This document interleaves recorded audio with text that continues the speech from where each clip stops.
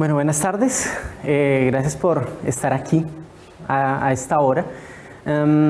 Si de pronto alguno de ustedes está en Twitter, a ver, ese es mi usuario de Twitter y pueden utilizar el tag Ibertic para que vayamos dejando comentarios tal vez. La charla de hoy tiene como título Conectivismo, el reto de pensar y aprender en red. Y pensé mucho en por dónde enfocar la charla después de lo que vimos ayer en el EduCamp. Y decidí empezar como contando en dónde empieza la historia. Como toda historia, esta tiene un inicio. En 2006, por casualidades que no existen en realidad, tuve la posibilidad de conocer a este señor que se llama Stephen Downes. Y tuve la oportunidad de escucharlo. Lo invitamos a Colombia con la excusa de que nos hablara acerca de objetos de aprendizaje. Pero lo que me encontré cuando tuve la oportunidad de interactuar con él fue una perspectiva y un mundo que yo no tenía en la cabeza. Ya venía durante varios años trabajando como haciendo labores de diseñador instruccional, apoyando a docentes en el desarrollo de ambientes virtuales de aprendizaje, pero me encontré con que lo que ese señor decía no tenía nada que ver con lo que yo estaba haciendo, sino que habría una perspectiva mucho más amplia que yo no había tenido en cuenta. A partir de eso, me encontré con las ideas de otro señor que se llama George Siemens, y en 2007 hice la traducción de un documento que se llama Conectivismo, una teoría de aprendizaje para la era digital. Esa traducción fue pues voluntaria, fue la primera traducción voluntaria que hice, con algo de aprensión, porque pues yo no soy traductor oficial ni mucho menos, mi formación es de ingeniero de sistemas, no de lenguas. Y cuando la publicaba en mi blog, en esa época, decía que me parecía importante hacerla, por un lado, porque me interesaba aprender acerca del asunto. Si algo descubrí es que cuando uno hace traducciones se obliga a entender mucho un material, pero también porque las ideas que estaban contenidas ahí resonaban mucho con mi propia experiencia. Y me parecía importante compartirlas con otras personas.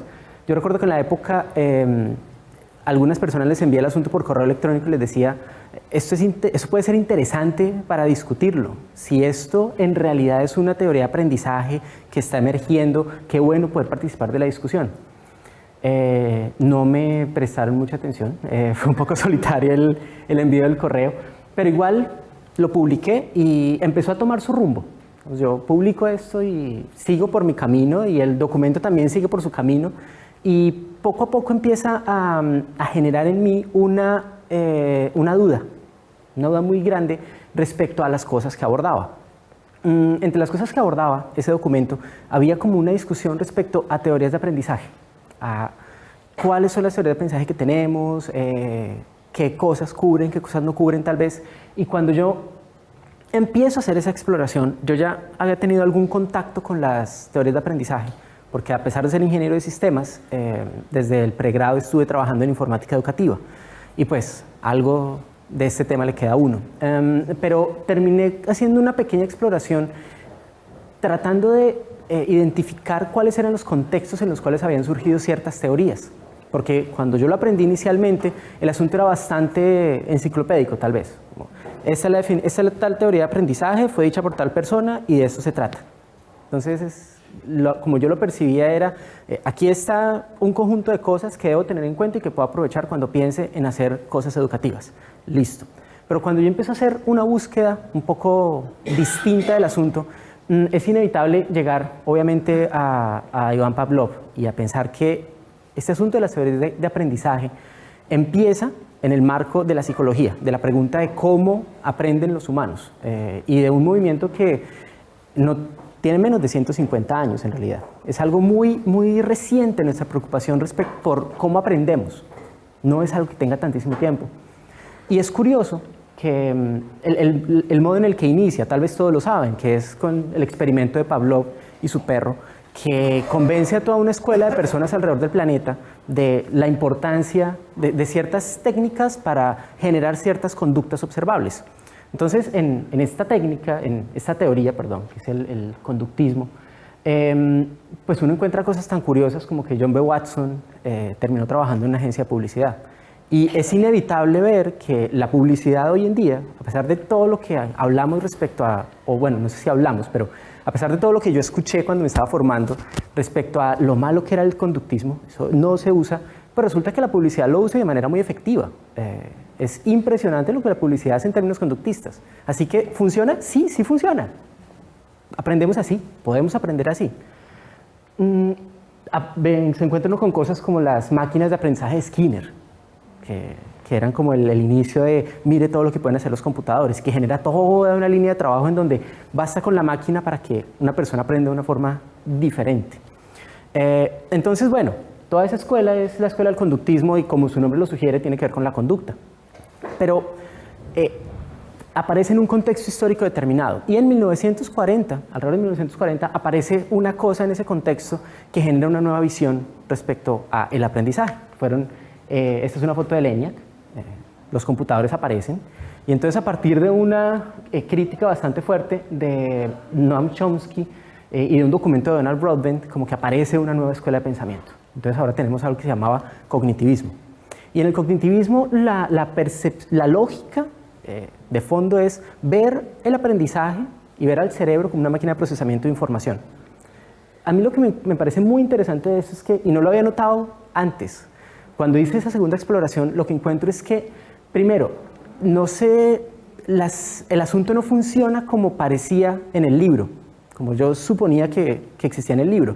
Primero trabajamos en el conductismo, ahora trabajamos en el cognitivismo y ahora somos constructivistas. Resulta que no, resulta que el movimiento conductista sigue avanzando y resulta que siguen habiendo cosas en paralelo y todo empieza a convivir al mismo tiempo. No es una segmentación, no hay una finalización. De hecho, todo el área de la psicología del comportamiento tiene que ver mucho con muchas de las ideas del conductismo.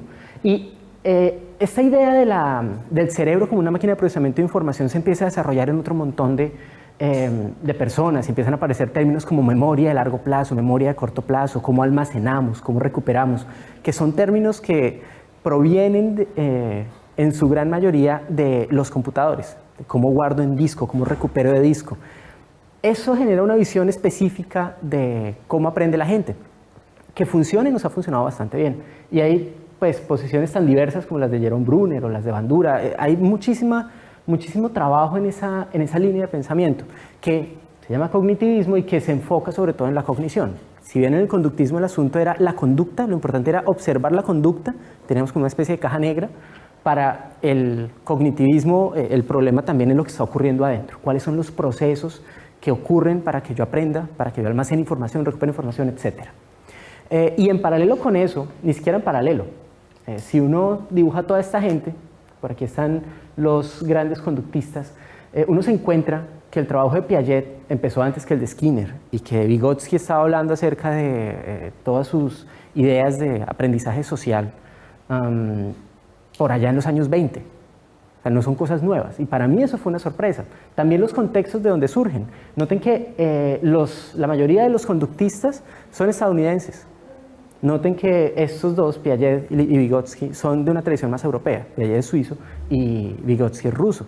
Y en particular las ideas de Vygotsky surgen en un contexto histórico en donde lo social es importante, donde la idea de cierta perspectiva política es importante. Eso a mí me va mostrando un proceso como cada vez más, no tan organizado como yo me lo imaginaba inicialmente, mucho más enredado, y que sigue avanzando en el tiempo y se toca con todo lo que están haciendo los cognitivistas y tiene, en particular el constructivismo, una relación directa con la tecnología a través del trabajo de Seymour Papert, el construccionismo, que a estos días es lo que nos deja todo el modelo de OLPC. Todas las ideas de las máquinas, de un computador por niño, inicialmente provienen de ese trabajo de Papert en construccionismo. Y aparece también gente como Jean Labé, que trabaja junto con Etienne Wenger en las ideas de aprendizaje situado y de comunidades de práctica. Pero todo va apareciendo ahí, se va constituyendo a lo largo del tiempo. Y el mensaje que me deja a mí es, no hay una respuesta final. No hay una única respuesta. Hay distintos enfoques que tal vez se van verificando o no a lo largo del tiempo.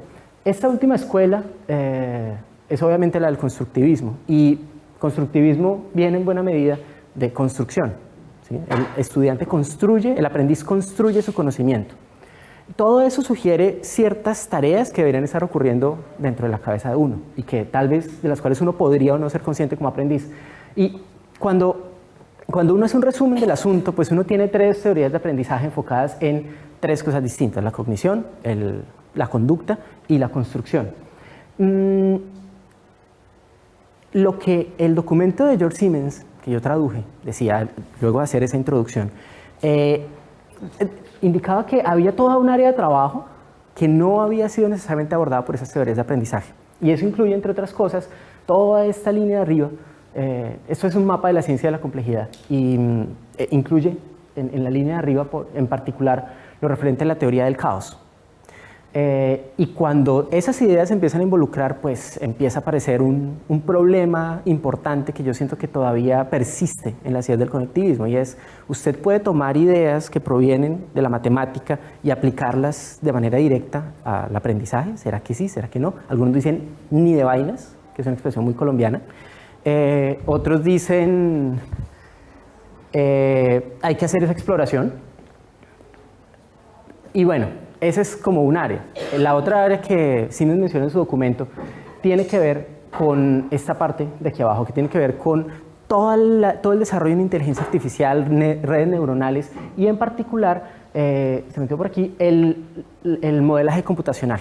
O sea, tenemos herramientas tecnológicas y posibilidades de representación, de visualización, de cómputo que no teníamos antes, que cuando se desarrollaron las teorías de aprendizaje clásicas no existían. Es cierto que el cognitivismo proviene de una visión del computador muy basada en los computadores. Sin embargo, lo que podemos hacer ahora con los computadores excede en millones de veces lo que podíamos hacer con ese gran armatoste que era el ENIAC.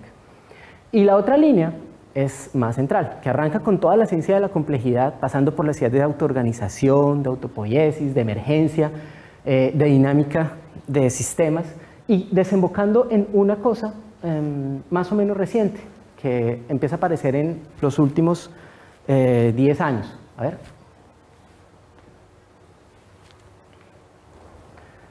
Que es esta nueva ciencia de la